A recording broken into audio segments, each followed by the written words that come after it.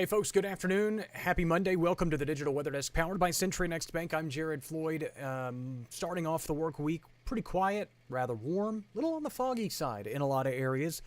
This afternoon's forecast made possible by ServPro with 3 locations across the area to serve you, Monroe, West Monroe, Shreveport, and Natchez. Monroe, West Monroe, Shreveport, Natchez. 3 locations. Call or click servpro.com today. Again, not a whole lot happening across the area. Sunshine winning over for most of the region.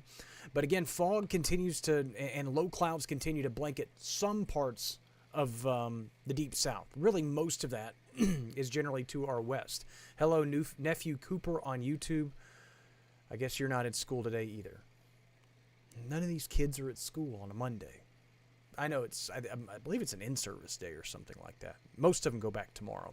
Check out the radar made possible by Brown's Roofing. You can schedule your free roof inspection at brownsroofingla.com. Nothing doing radar-wise. We do expect the showers and storms to return later this week. We'll get into that in just a minute. 62 in El Dorado and Monroe, 61 in Natchez, 64 in Vicksburg, 57 in Monticello, 53 currently in Natchitoches. Winds are kind of all over the place. Some areas still fairly light winds, but winds generally out of the south, in whatever strength you're seeing them. Anywhere from, like I said, calm to up to 10, maybe even 15 miles an hour along the Mississippi Valley. As I mentioned, visibility is not a big problem for our area, but there are still some low clouds and some visibility issues farther to the west. Visibility down to 7 miles in Shreveport and Texarkana. So again, nothing not unbearable or something that you can't travel through, but the low clouds have been pesky and persistent generally to our west. As we go through the overnight hours tonight, Futurecast shows more fog across the area, so plan accordingly. I would expect most of it to be on the increase really during the pre-dawn hours, think 3, 4, 5 a.m. Some areas will see the fog develop as early as midnight or shortly thereafter, especially in the southern counties and parishes, so if you do some overnight driving, be aware of that. Of course, Futurecast always made possible by Bayou Power Sports, I-20 Frontage Road in Monroe. We've got some other Futurecast stuff to show you as we look toward that late week storm system. Most of us will see winds out of the south, cloud cover increasing as we head through the overnight, along with the fog potential.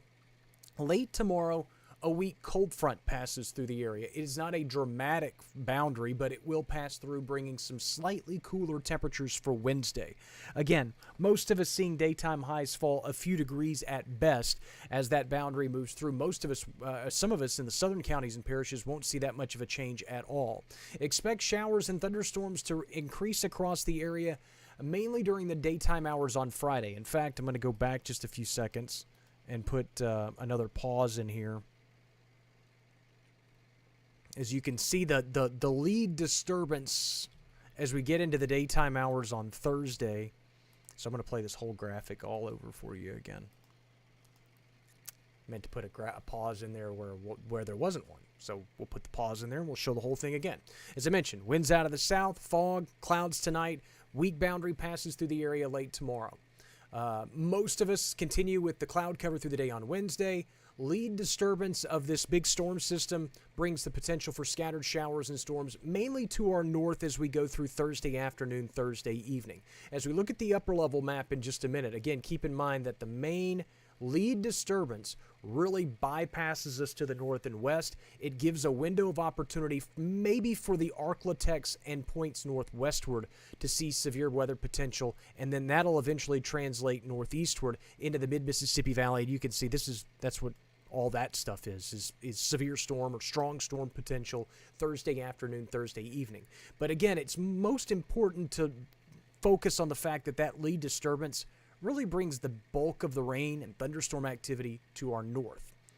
Then we look for the main disturbance, the main trough of low pressure to dig in and move through the area on Friday. That'll swing a cold front through the area, bring some cooler air in for Saturday, Sunday, Monday, and much of next week we could spend at least the early part of the week in the low end of the 50s. Hello, Mary Jo, and good afternoon to you.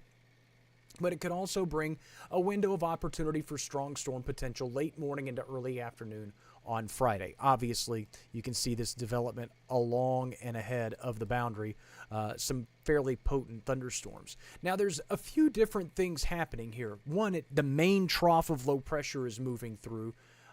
bringing a cold front through at the surface that provides some lift in the atmosphere. But there's also, in the low levels of the atmosphere, a few thousand feet up, about 850 millibars, but again, a few thousand feet up in the atmosphere, low-level winds are likely to strengthen along the boundary as it advances through the area Thursday night into Friday. So that boost in the low-level jet is what we would call it, or a low-level jet streak, could provide a focal point for additional strong to severe thunderstorms along the boundary. Again, we're talking about a lot of specifics for something that's several days away, but that's how things are lining up to at least bring storm potential into the region through the day Thursday, and then more or less more widespread through our area on Friday. Here's a look at the mid-level winds. And again, I could show you the surface winds, I could show you the mid-levels, I could show you the upper levels. I like the mid-levels here. There's our first lead disturbance. You can see the peak in the winds and that lead shortwave dip in the jet stream that's moving through the portions of the plain states tomorrow afternoon, Thursday afternoon, Thursday evening, misses us generally to the northwest. But there's still a lot of strong subtropical moisture carrying winds that are going to continue to set up across the area. Upper level southwesterlies transport subtropical moisture, stacks up a lot of deep layered moisture in our atmosphere, and it really just helps to boost the rain chances. So as you put things into motion and that main trough of low pressure moves through, again, that parent storm system, this big dip in the jet stream, the big trough of low pressure, note this too. As I mentioned, a little bit of a mid-level wind jet streak that's kind of in tandem with the trough of low pressure as it moves through the atmosphere. What happens here is you get a lot of concentrated winds in the mid-levels of the atmosphere, and they're moving and all sandwiched together. It provides wind shear. It creates a change of wind speed as you move higher in altitude, provides spin, or kind of a rolling motion in the atmosphere, if you will. But then there's also a thing in the upper levels called upper level divergence, and we'll probably see a little bit of that at the base of this trough. And when you have air diverging in the upper levels of the atmosphere, it produces a faster rising motion in the atmosphere. Again, getting really nerdy. But all of that brings potential. It helps to fuel thunderstorm potential. Not necessarily severe weather potential, although it does. But again, I'm just kind of looking at rain and thunderstorms at this point. Why? Because we haven't had a whole lot to talk about. Upper level pattern is a little bit more in flux, if you will, by the end of the weekend and the first of next week. That's translation. We don't really know what's going to happen beyond this storm system. It really can be kind of disruptive in the upper levels, and what happens afterwards. The computer models don't have a really strong feeling in one direction or the other. We will trend cooler, 50s for highs, morning lows back in the 30s, but when we see the moisture return and when we see the next storm system after this, it could be early next week, it could be late next week, we just don't know yet. We really don't know a whole lot of specifics about what we're dealing with here. But here's a look at the severe weather threat as it pans out across the ArkLaMiss region and through much of the mid-Mississippi Valley. It should be fair to note that this is a large swath of severe weather potential. It will be fine-tuned and trimmed over the coming days. Hello, Harlan, Shonda, Jessica, thanks so much for joining in.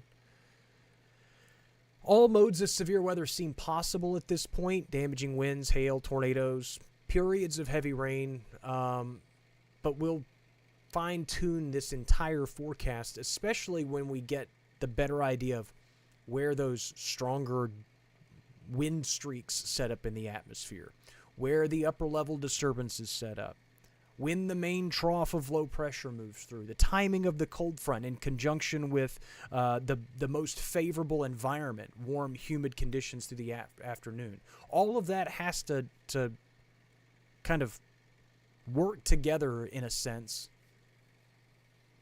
to produce any kind of severe weather threat. And I still have a lot of questions as to how many thunderstorms we can really develop across our area Thursday afternoon into Friday. And it will be kind of two phases. There will be the opportunity for scattered storms on Thursday. We'll probably hit a break Thursday night, Friday morning. I don't really expect a whole lot of severe storm potential or anything like that Thursday night, Friday morning, at least how things pan out for right now. And then Friday, with daytime heating, we kind of regenerate additional thunderstorms. all ahead of a relatively slowly advancing cold front. Afternoon highs today in the upper 60s to near 70 degrees. Winds will stay out of the south. Again, that's how things pan out for right now. Obviously, the forecast is going to change, and we'll continue to bring you up those updates as we go through the rest of the week. Mid to upper 50s for lows tonight. A lot of us will probably hit our low temperature right around midnight, and then we'll see a warming trend toward daybreak. Southerly winds, low-level moisture, increasing clouds, fog development, all of that really works against us cooling down much through the overnight hours. Look at the 7-day forecast made possible by 3B Hardware. Mid-70s for highs, well above normal for this time of year with morning lows in the 50s and 60s through the second half of this week. Obviously, we're keeping an eye on the storm threat for Thursday, which looks to be fairly scattered. If you have outdoor plans on Thursday, I wouldn't cancel them. I would keep an eye on the radar, obviously. Keep an eye on the forecast. If the rain chances obviously get a boost, you may have to kind of revisit that scenario. But the better rain chances look to set up for our area on Friday, and there's still not a slam dunk. There's still some computer models that kind of ebb and flow on how much really the thunderstorm potential we can set up across our area until before a lot of that shifts eastward and out of our region. So there's still some things to be figured out and determined in the forecast, if you will, as we head through the second half this week. The rain chances are up to 60% for most of the area on Friday. I just updated all those numbers at digitalweatherdesk.com and on the app. So, again, if you haven't checked the app lately or checked the forecast lately, all of those numbers just got a full refresh about 15, 20 minutes ago. We will trend cooler Saturday, Sunday. A lot of us will probably spend most of the day Saturday in the 50s. Could spend a good chunk of the day Sunday in the 40s. And a lot of us will revisit the freezing mark early next week. I have Monday high temperatures still in the low to mid-50s, with a lot of us Monday morning close to the freezing mark. So some colder air is on the way behind this front Thursday, Friday, but the boundary itself, the front itself may not pass through until late Friday, and the cooler air kind of comes in waves. The initial wave of cold air behind the front, and then kind of a secondary reinforcing shot of cool air Sunday, Monday. So in the full grand scheme of things, we are getting more active than we've been. It's not necessarily a drastically active or super disruptive or impactful weather pattern, but we are getting the above average temperatures, a fairly potent cold front that should bring some shower and storm potential through the region, and then cooler temperatures to follow next week, with maybe another storm system waiting in the wings in the next week to 10 days. It's something, folks, especially considering a lot of us need rainfall. I'm not overly encouraged about the rain totals with this particular system. In fact, I would expect some areas to completely miss out on the rain. There will be a scattered nature to these showers and storms, so not everyone's probably going to see rainfall this go around. And again, I say all that, we're talking about a storm system Thursday, Friday on Monday. So a lot can change between now and then. But the way things pan out right now, it does look to be scattered showers and storms, generally an isolated severe weather potential with cooler air to follow. And obviously, we'll fine-tune the forecast as it gets closer. Forecast is always available, as I mentioned, at digitalweatherdesk.com and on the Digital Weather Desk app, available for Apple and Android users. I'm about to get to work on telling you everything I just told you in text form, because I know a lot of folks would rather just read. And I feel sometimes like I can get all of my thoughts somewhat, perhaps a little bit more organized in word form. And some folks just like knowing about the weather. So I'll provide that update to you here in just a little bit. Fishing Game comes out later tonight. I will join you for a late afternoon stream as well as we continue to fine-tune the forecast for later this week. And as I mentioned, forecast is always available on the app and on the website. Shonda, May, Sherry, good afternoon to all of you. Roxanne, Janet, hello. May says she does not like severe weather. It is not a slam dunk that we will see severe weather. Obviously, stay up to date with the latest forecast. Pay attention to what's going on, and we'll keep you updated. That's what I do. Thanks so much for stopping by the Digital Weather Desk, powered by Century Next Bank. Enjoy the rest of your Monday, everybody.